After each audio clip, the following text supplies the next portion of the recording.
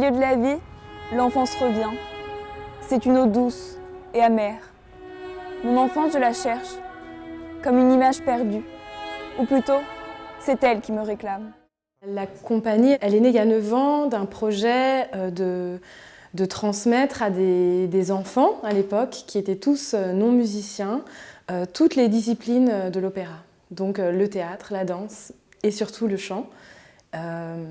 Il y a 9 ans, c'était des enfants qui n'avaient jamais rencontré la musique au-delà de ce que l'école de la République pouvait leur apprendre.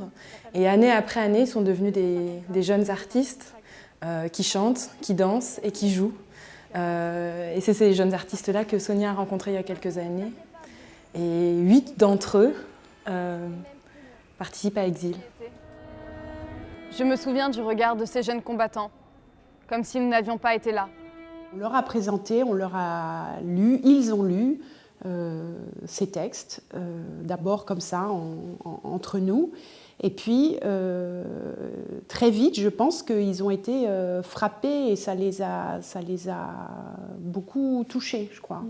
Et donc, le travail a commencé comme ça, c'est-à-dire, vous découvrez ces textes, vous allez les dire.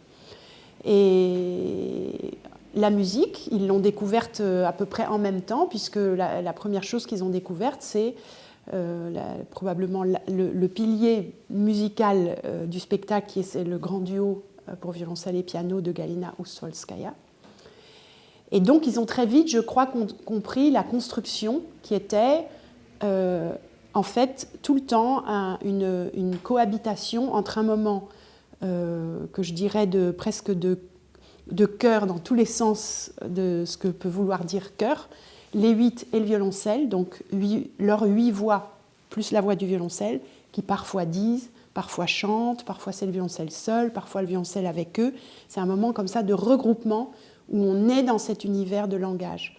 Et puis les piliers, ce sont ces mouvements, les 5 de Ustvolskaya pour violoncelle et piano, qui viennent en quelque sorte scander le temps, le sculpter et le menacer.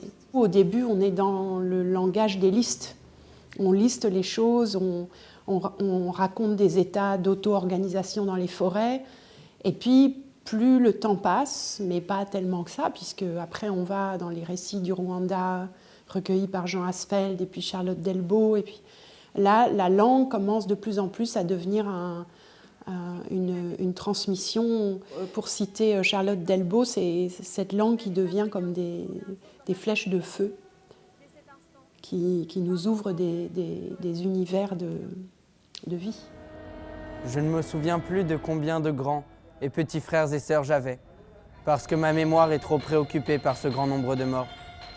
Tout de suite, dès qu'on a commencé à parler de l'arrivée des 8, Sonia a souhaité construire comme une espèce de lieu, de maison, d'endroit où